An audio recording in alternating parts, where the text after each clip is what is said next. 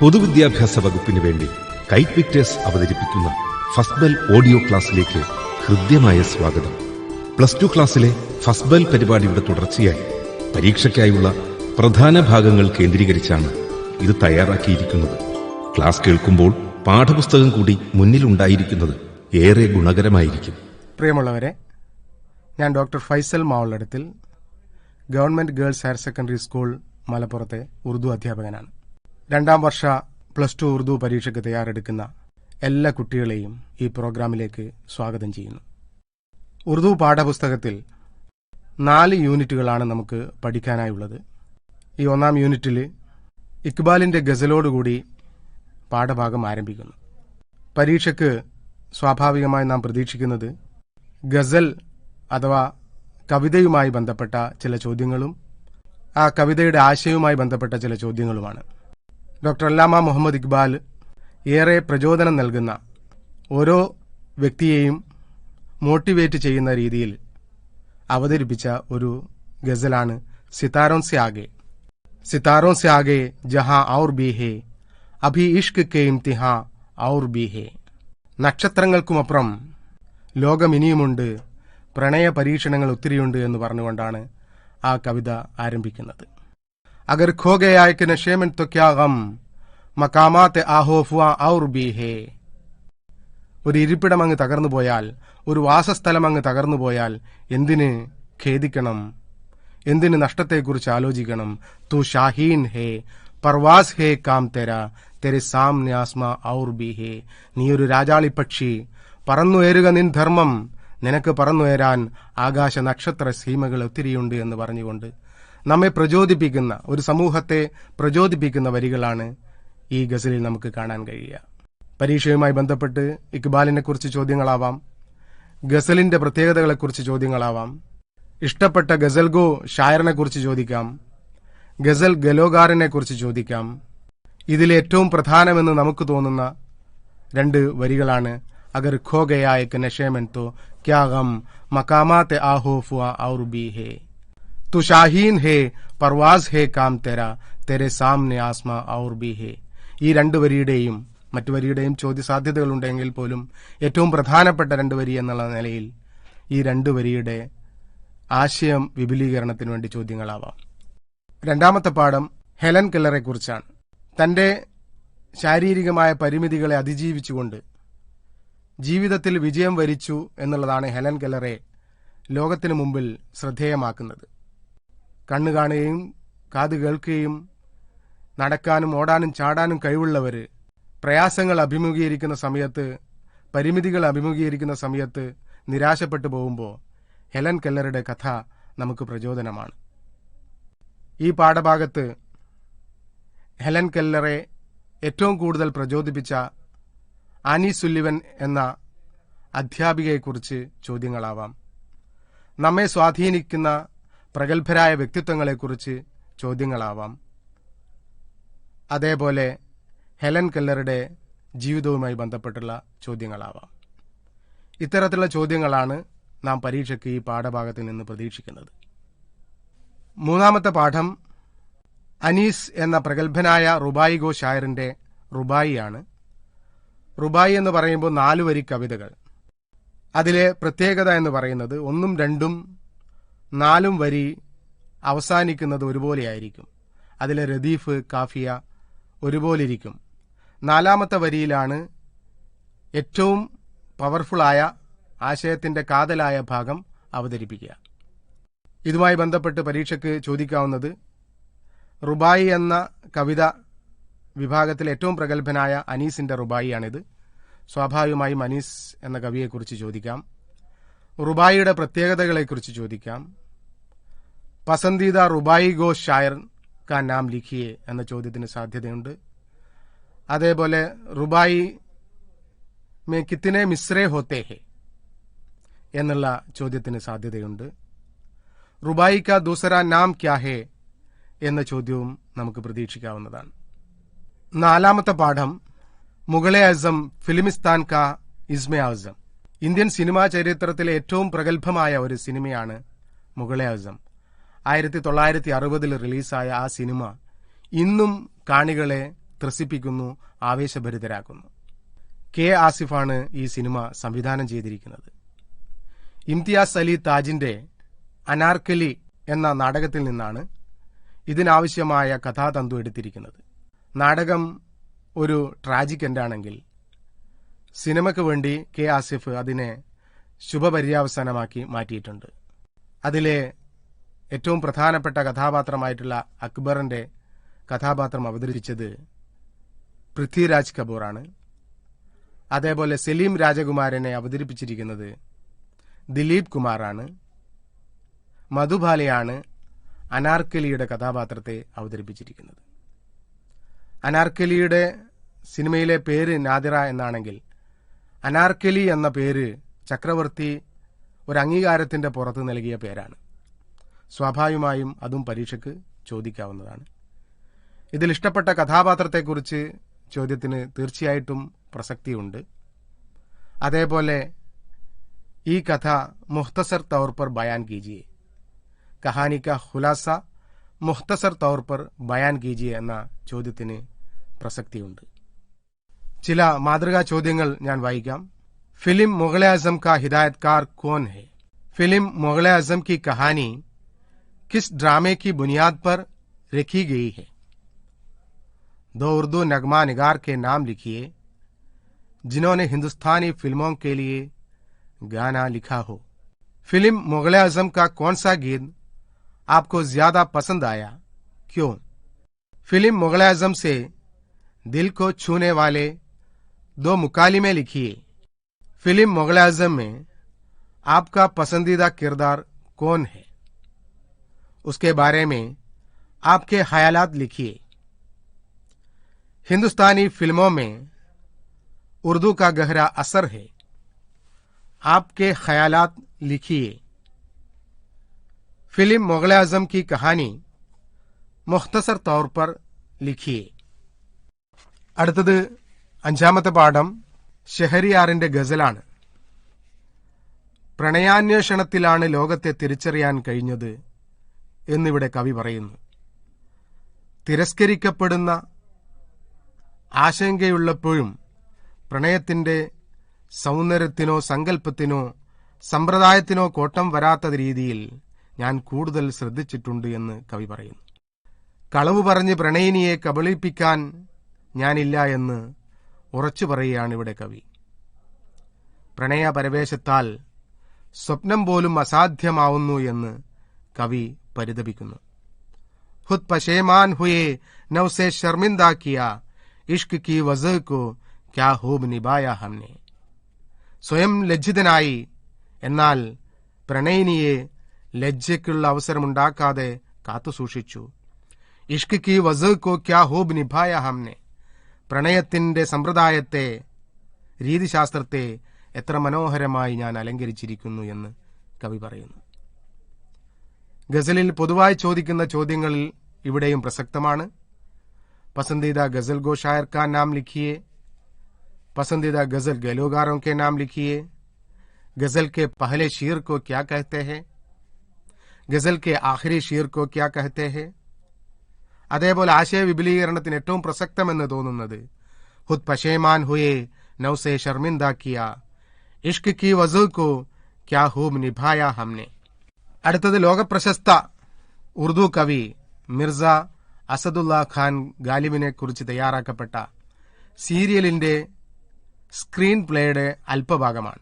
ഗാലിബിന്റെ ജീവിതത്തിലെ തുടക്ക കാലഘട്ടത്തെയാണ് ഇവിടെ പ്രതിപാദിക്കുന്നത്.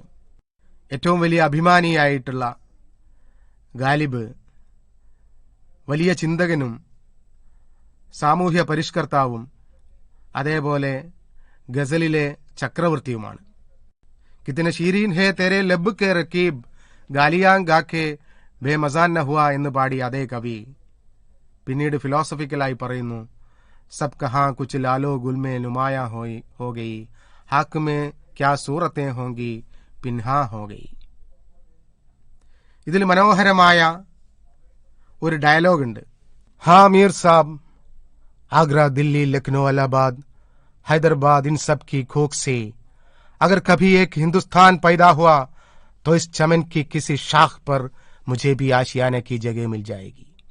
मैं उर्दू का शायर हूँ मीर साहब, किसी एक शहर का नहीं, और उर्दू इस मुल्क की ज़बां है, यहाँ के अवाम की ज़बां है, किले या നവാബും की या ഷാഹും की नहीं. ഈ സംഭാഷണത്തിലെ അല്പഭാഗം പലപ്പോഴും പരീക്ഷയ്ക്ക് വന്നുകൊണ്ട് ഗാലിബിനെക്കുറിച്ച് ചോദ്യങ്ങളാവാം, അതേപോലെ ഉറുദുവിനെക്കുറിച്ച് ചോദ്യങ്ങളാവാം. ഇത്തരത്തിലുള്ള ഏതെങ്കിലും ഒരു ഡയലോഗ് എടുത്തുകൊണ്ട് ഗാലിബിനെക്കുറിച്ചോ ഉറുദുവിനെക്കുറിച്ചോ ചോദ്യത്തിന് പ്രസക്തിയുണ്ട്. മറ്റ് പ്രസക്തമായ ചില ചോദ്യങ്ങൾ കൂടി പറയുകയാണ്. हाजी मीर गालिब से कहते हैं, बहुत मायूस नजर आ रहे हो नौशा मियाँ, गालिब की मायूसी की वजूहात क्या है? गालिब कहते हैं, मैं उर्दू का शायर हूँ मीर साहब, किसी एक शहर का नहीं, और उर्दू इस मुल्क की ज़बां है. उर्दू के बारे में आप क्या जानते हैं, लिखिए. पहली मुलाकात में रुकासा गालिब को नहीं पहचान सकती है, बाद में वो गालिब को पहचानती है. उस वक्त उन दोनों की गुफ्तगू क्या होगी? गुफ्तगू तैयार कीजिए. स्क्रीन प्ले गालिब में से पसंदीदा किसी एक किरदार पर नोट लिखिए. गालिब के बारे में एक നോട്ട് लिखिए. ഇപ്പോൾ നിങ്ങൾ കേട്ടുകൊണ്ടിരിക്കുന്നത് പൊതുവിദ്യാഭ്യാസ വകുപ്പിന് വേണ്ടി +2 ക്ലാസിന്റെ പ്രധാന ഭാഗങ്ങൾ കേന്ദ്രീകരിച്ച് കൈക്വിറ്റേഴ്സ് തയ്യാറാക്കിയ ഫസ്ബൽ ഓഡിയോ ക്ലാസ്. അടുത്ത പാഠം ഒരു യാത്രാ വിവരണമാണ്. റിസാലി ആബിദിയുടെ മനോഹരമായ ഒരു യാത്രാ വിവരണം. ദില്ലിയുടെ ഒരു ചിത്രം നമ്മുടെ മനസ്സിൽ പതിയുന്ന രീതിയിലാണ് അദ്ദേഹം മുസാഫിർ ഹോ യാറോ എന്ന യാത്രാ വിവരണം തയ്യാറാക്കിയിരിക്കുന്നത്. ദില്ലിയിലെ ജാമിയ മസ്ജിദിന്റെ തെരുവോരങ്ങളിൽ കാണപ്പെടുന്ന വളരെ ആസ്വാദ്യകരമായ ഭക്ഷണങ്ങളെക്കുറിച്ചും മധുര പലഹാരങ്ങളെക്കുറിച്ചും അതിനു ചുറ്റും കാണുന്ന കാഴ്ചകളെക്കുറിച്ചും നമ്മളെ വായനക്കാരെ ആസ്വദിപ്പിക്കുന്ന രീതിയിൽ അവതരിപ്പിക്കുമ്പോൾ അതിനുശേഷം നമ്മുടെ മനസ്സിന് ചെറിയ മുറിവേൽക്കുന്ന രീതിയിൽ മനുഷ്യര് റിക്ഷ വലിക്കേണ്ടി വരുന്ന അവസ്ഥയെക്കുറിച്ചും അദ്ദേഹം പ്രതിപാദിക്കുന്നു. എപ്രകാരമാണോ ഒരു ഒഴുകി വരുന്ന പുഴയ്ക്ക് എതിരായി ഒരാൾ നീന്തിക്കയറുന്നത്, അതുപോലെ ഡൽഹിയുടെ തെരുവോരങ്ങളിൽ ഒത്തിരി തിരക്കിനിടയിൽ റിക്ഷക്കാരൻ തന്റെ യാത്രക്കാരെയും കൂട്ടി മുന്നോട്ട് പോകുന്ന കാഴ്ച, ഇത്തിരി വേദനിപ്പിക്കുന്ന ഒരു കാഴ്ചയെക്കുറിച്ചും അദ്ദേഹം ഇതിൽ അവതരിപ്പിക്കുന്നു. സ്വാഭാവികമായും പരീക്ഷയ്ക്ക് റിക്ഷാവാലോം കി ജിന്ദഗി കെ ബാരെ മേ നോട്ട് ലിഖിയെ എന്ന ചോദ്യത്തിന് തീർച്ചയായും പ്രസക്തിയുണ്ട്. പസന്ദീദ കിസി ഏക് സഫർനാമ നിഗാർ കാ നാം ലിഖിയെ. പസന്ദീദ കിസി ഏക് തഫരീഹി മക്കാം കാ नाम लिखिए. दिल्ली के साइकिल रिक्शा वालों की जिंदगी के बारे में एक नोट लिखिए. आजकल आबादी के इजाफे की वजह से कई मसाइल हैं. ये मसला हल करने के लिए आपकी तजावीज़ बताइए. आपने कई मकामात का सफर किया होगा.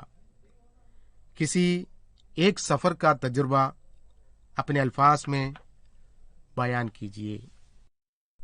അടുത്തത് സുഹറ മസ്ഹൂർ എന്ന കവയിത്രിയുടെ ഒരു സ്വതന്ത്ര കവിതയാണ്. ആസാദ് നസ്ം അഥവാ ഫ്രീ വേഴ്സ് എന്നാണ് ഇതറിയപ്പെടുന്നത്. വോ തോ കോയി ഔർ ഹൈ. നമ്മുടെ രാജ്യത്തിന്റെ ഐക്യവും അഖണ്ഡതയും കാത്തുസൂക്ഷിക്കേണ്ടതിന്റെ ആവശ്യകത ഈ സ്വതന്ത്ര കവിതയിലൂടെ കവയിത്രി നമ്മോട് പറയുന്നു. ഇന്ത്യ ഒരുപാട് പൂക്കളുള്ള ഒരു പൂന്തോട്ടമാണെന്നും ആ വ്യതിരിക്തമായ പൂക്കളാണ് ഈ മണ്ണിന്റെ സൗന്ദര്യമെന്നും നമ്മെ കവി ബോധ്യപ്പെടുത്തുന്നു. ദേശീയോദ്ഗ്രഥനത്തിന് വിഘാതമായി നിൽക്കുന്ന ചില ശക്തികൾ പുറത്ത് നമ്മെ ഉറ്റുനോക്കുന്നുണ്ട്. കഴുകക്കണ്ണുകളാൽ സാമ്രാജ്യത്വ രാജ്യങ്ങൾ നമ്മെ ഉറ്റുനോക്കുന്നുണ്ട്. നമ്മുടെ ഈ ഐക്യത്തെ തകർക്കുക, സ്നേഹത്തോടുകൂടി ഒരുമിച്ച് ജീവിക്കുന്ന ഈ അവസ്ഥയെ തകർക്കുക എന്നുള്ളത് സാമ്രാജ്യത്വത്തിന്റെ താൽപര്യമാവും. ആ താൽപര്യത്തിനെതിരായി ഓരോ ഭാരതീയനും ഐക്യത്തോടെ സ്നേഹത്തോടെ വസിച്ചുകൊണ്ട് ഈ രാജ്യത്തിന്റെ പുരോഗതിക്ക് വേണ്ടി പരിശ്രമിക്കണമെന്ന് കവി നമ്മെ ബോധ്യപ്പെടുത്തുന്നു. പ്രധാനപ്പെട്ട ചില ചോദ്യങ്ങൾ അവതരിപ്പിക്കുകയാണ്. പസന്ദീദ കിസി ഏക് आजाद नज़म गो शायर का नाम लिखिए. आपकी राय में कौमी यकजहती में रुकावट डालने वाले अनासिर क्या क्या हैं? नज़म वो तो कोई और है के जरिए शायरा ज़ोहरा मसूर क्या कहना चाहती है? अपने अल्फाज में लिखिए. അടുത്ത പാഠം ഹാസിർ ഹോത്തെ ഹെ വഖഫെ കെ ബാദ്. ഉറുദുവിന്റെ തൊഴിൽ സാധ്യതകളെ ബോധ്യപ്പെടുത്തുന്ന രീതിയിലുള്ള ഒരു പാഠഭാഗമാണിത്. ദൃശ്യമാധ്യമങ്ങളിൽ ഒത്തിരി തൊഴിൽ സാധ്യതകളുണ്ട്. ട്രാൻസ്ലേഷൻ വിഭാഗത്തിലുണ്ട്, യുനാനി വൈദ്യത്തിലുണ്ട്. അങ്ങനെ ഉറുദുവിന്റെ തൊഴിൽ സാധ്യതകളെ ബോധ്യപ്പെടുത്തുന്ന രീതിയിലാണ് ഈ പാഠം മുന്നോട്ട് പോകുന്നത്. ഇതിലെ പ്രധാന കഥാപാത്രങ്ങളായ ഇർഫാൻ, സൽമ, ജോസഫ് ജേർണലിസം കോഴ്സിൽ ഒന്നിച്ചു പഠിക്കുന്നു.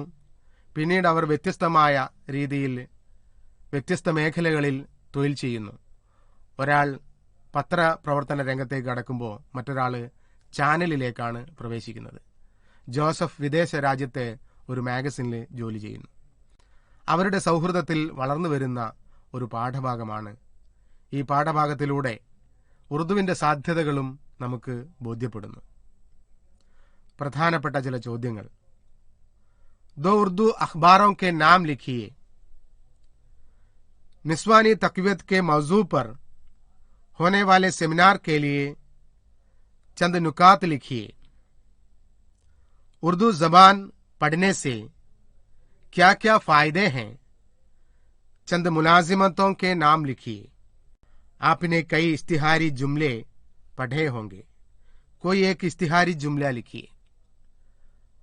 പരസ്യവാചകങ്ങൾ എന്ന് പറയുന്നത് വലിയൊരു തൊഴിൽ മേഖലയാണ്. ഉറുദുവും ഇംഗ്ലീഷും ഒരുമിച്ച് കൂടുമ്പോൾ കൂടുതൽ ഭംഗിയുണ്ടാവുന്നുണ്ട്. ദിൽ മാംഗെ മോർ മോർ, ടണ്ട ടണ്ട, കൂൾ കൂൾ തുടങ്ങിയ പരസ്യവാചകങ്ങൾ ശ്രദ്ധിക്കുക. ഉറുദുവിന്റെയും ഇംഗ്ലീഷിന്റെയും ഒരു മിലൻ ആണ് അവിടെ കാണാൻ കഴിയുന്നത്. അതും ഒരു തൊഴിൽ മേഖലയാണെന്ന് ഇവിടെ ബോധ്യപ്പെടുത്തുന്നു. അടുത്ത പാഠം ആഹ് അമ്മ. ഉറുദു പാഠഭാഗം 5ാം ക്ലാസ്സിൽ ആരംഭിക്കുമ്പോൾ അമ്മയെക്കുറിച്ചുള്ള കവിതയിലൂടെയാണ് ആദ്യാക്ഷരങ്ങളെക്കുറിച്ചുള്ള ധാരണ രൂപപ്പെടുത്തുന്നത്. ഹയർ സെക്കൻഡറിയിൽ അവസാന യൂണിറ്റിലെ അമ്മയെക്കുറിച്ച് കേരളത്തിലെ പ്രഗത്ഭനായ ഉറുദു കവി, മലപ്പുറത്തെ സ്കൂളിൽ ജോലി ചെയ്ത, തലശ്ശേരി ബ്രിണ്ണനിൽ ജോലി ചെയ്ത മരണപ്പെട്ട സർവർ സാഹിബിന്റെ കവിതയിലൂടെയാണ് അവസാനത്തെ യൂണിറ്റ് കടന്നു പോകുന്നത്. നാസാസ് ഹോത്തി തി ജോ തബിയത്ത് മേരി ജറാ രഹ്താ താ ബേഖറാർ ദിലെ ഗം സദാ തെരാ. കുട്ടിക്ക് അസുഖം വരുമ്പോ ഊണില്ലാതെ ഉറക്കമില്ലാതെ മകനെയും മകളെയും ശുശ്രൂഷിക്കുന്ന അമ്മയെന്ന സങ്കല്പത്തെ കവി ഇവിടെ വരച്ചു കാണിക്കുന്നു.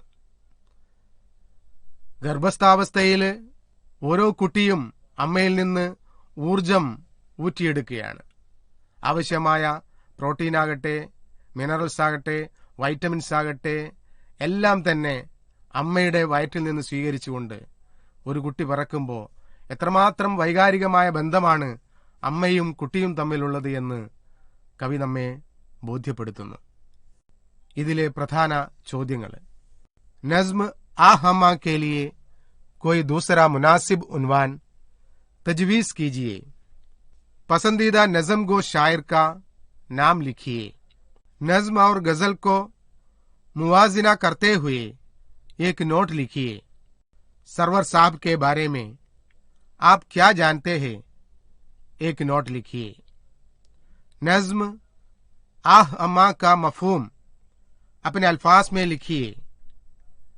आजकल खाने बुजुर्गान की तादाद बढ़ रही है, उसकी वजह क्या होगी? अपने ख्यालात वाज़ी कीजिए. माँ सबके लिए प्यारी होती है. माँ की अजमत पर एक नोट लिखिए. ഇപ്പോൾ നിങ്ങൾ കേട്ടുകൊണ്ടിരിക്കുന്നത് പൊതുവിദ്യാഭ്യാസ വകുപ്പിന് വേണ്ടി +2 ക്ലാസിന്റെ പ്രധാന ഭാഗങ്ങൾ കേന്ദ്രീകരിച്ച് കൈറ്റ് വിക്ടേഴ്സ് തയ്യാറാക്കി ഫസ്ബൽ ഓഡിയോ ക്ലാസ്. അടുത്ത പാഠം ബൂഢി കാക്കി. പുരോഗമന പ്രസ്ഥാനത്തിലെ അറിയപ്പെട്ട എഴുത്തുകാരനായ പ്രേംചന്ദിന്റെ മനോഹരമായ ഒരു ചെറുകഥയാണ് ബൂഢി കാക്കി. വാർദ്ധക്യത്തിൽ ഒറ്റപ്പെട്ടു പോകുന്ന ഒരുപാട് മനുഷ്യജന്മങ്ങളെ വരച്ചു കാണിക്കാൻ വേണ്ടി പ്രേംചന്ദ് ബൂഢി കാക്കിയെ ഉപയോഗപ്പെടുത്തുന്നു. തന്റെ യൗവനത്തില് മക്കൾക്കും സഹോദരങ്ങൾക്കും നാടിനും വേണ്ടി തന്റെ ഊർജവും സമയവും ചെലവഴിക്കപ്പെട്ട ഒരു ബൂഢി കാക്കി പിന്നീട് വാർദ്ധക്യത്തില് ആരുമില്ലാതെ ഒടുവിൽ തന്റെ സഹോദരന്റെ പുത്രന്റെ കൂടെ താമസിക്കേണ്ടി വരുന്നു. സ്വത്ത് സമ്പാദ്യങ്ങളെല്ലാം അദ്ദേഹത്തിന് നൽകിക്കൊണ്ട് ശിഷ്ടകാലം കഴിച്ചുകൂട്ടാൻ വേണ്ടി ആഗ്രഹിക്കുന്ന അവർക്ക് ഒരുപാട് കഷ്ടപ്പാടുകൾ അനുഭവിക്കേണ്ടി വരുന്നു. കഷ്ടപ്പാടുകൾ വർദ്ധിച്ച് വർദ്ധിച്ച് ഭക്ഷണം കിട്ടാത്ത ഒരവസ്ഥയിലേക്ക് അവർ മാറിയതിനു ശേഷം വീട്ടിൽ നടക്കുന്ന ചടങ്ങിൽ ഒരുപാട് ഭക്ഷണ പദാർത്ഥങ്ങൾ ഉണ്ടാക്കുകയും അതിന്റെ സുഗന്ധം വരുന്ന സമയത്ത് വീടിന്റെ ഒരു മൂലയിൽ ഒരു ചായ്പില് അതറിഞ്ഞുകൊണ്ട് ഭക്ഷണം ലഭിക്കാതെ കിടക്കേണ്ടി വരുന്ന ബൂഢി കാക്കിയുടെ അവസ്ഥ. തന്റെ അവസ്ഥയിൽ അല്പമെങ്കിലും കരുണ കാണിക്കുന്നത് പേരക്കുട്ടിയായ ലാഡ്ലിയാണ്. ലാഡ്ലിക്ക് ബൂഢി കാക്കിക്ക് ഭക്ഷണം നൽകണമെന്നുണ്ട്. പക്ഷെ അമ്മ രൂപയെ ഭയപ്പെട്ടുകൊണ്ട് അവൾക്കതിന് കഴിയുന്നില്ല. ഒടുവില് രാത്രിയേറെ വൈകി പതിയെ എണീറ്റ് അവൾ ബൂഢി കാക്കിക്ക് ഭക്ഷണം നൽകുന്നു. തനിക്ക് കിട്ടിയ ഭക്ഷണത്തിൽ അല്പഭാഗം ബൂഢി കാക്കിക്ക് മതിയാവാതെ വരുമ്പോൾ ബൂഢി കാക്കി ലാഡ്ലിയുടെ സഹായത്താൽ വേസ്റ്റ് ബിന്നിന്റെ അടുത്ത് പോയി ഭക്ഷണം കഴിക്കുന്ന ഒരു കാഴ്ച. ഇത് സിനിമയാക്കിയിട്ടുണ്ട് ഈ ചെറുകഥ. വളരെ നമ്മുടെ മനസ്സിനേറെ വ്രണപ്പെടുത്തുന്ന, മനസ്സിനെ മഥിക്കുന്ന രീതിയിലുള്ള, പ്രയാസപ്പെടുത്തുന്ന രീതിയിലുള്ള രംഗങ്ങളാണ് നമുക്ക് ആ ചെറുകഥയിലൂടെ വായിച്ചെടുക്കാൻ കഴിയുന്നത്. ഇതിലെ പ്രധാനപ്പെട്ട ചോദ്യങ്ങൾ വായിക്കാം. पसंदीदा अफसाना निगार का नाम लिखिए. पसंदीदा अफसाने का नाम लिखिए. आजकल हमारे समाज में बूढ़े लोगों के कई मसाइल हैं. ये मसाइल हम कैसे हल कर सकते हैं? आपकी तजावीज लिखिए. अफसाना बूढ़ी काकी का पसंदीदा किरदार कौन है, उसके बारे में एक नोट लिखिए. തിലോക് ചന്ദ് മെഹ്റൂമിന്റെ റുബായിലൂടെ 2ാം വർഷ പാഠഭാഗം അവസാനിക്കുകയാണ്.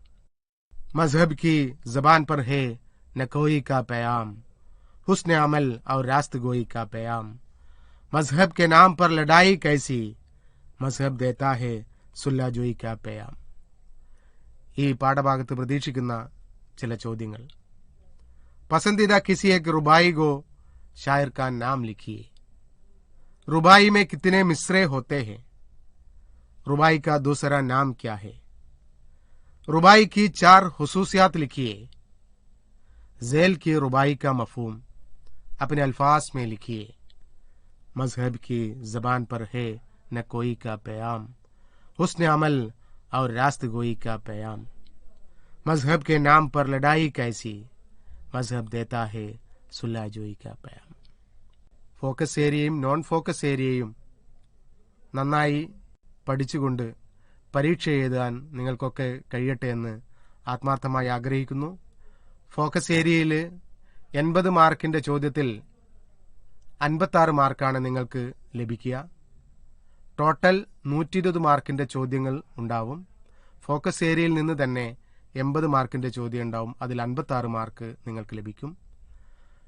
നോൺ ഫോക്കസിൽ 40 മാർക്കിന്റെ ചോദ്യത്തിൽ 24 മാർക്ക് നിങ്ങൾക്ക് ലഭിക്കും. അങ്ങനെ 56ഉം 24ഉം 80 മാർക്ക് നിങ്ങൾക്ക് കരസ്ഥമാക്കാൻ കഴിയും.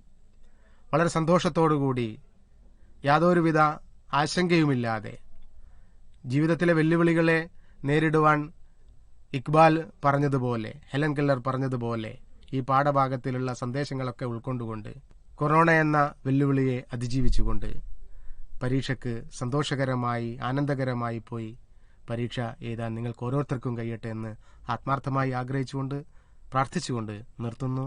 നന്ദി, നമസ്കാരം. ഇപ്പോൾ നിങ്ങൾ കേട്ടത് പൊതുവിദ്യാഭ്യാസ വകുപ്പിന് വേണ്ടി +2 ക്ലാസിന്റെ പ്രധാന ഭാഗങ്ങൾ കേന്ദ്രീകരിച്ച് കൈറ്റ് വിക്ടേഴ്സ് തയ്യാറാക്കിയ ഫസ്റ്റ് ബെൽ ഓഡിയോ ക്ലാസ്.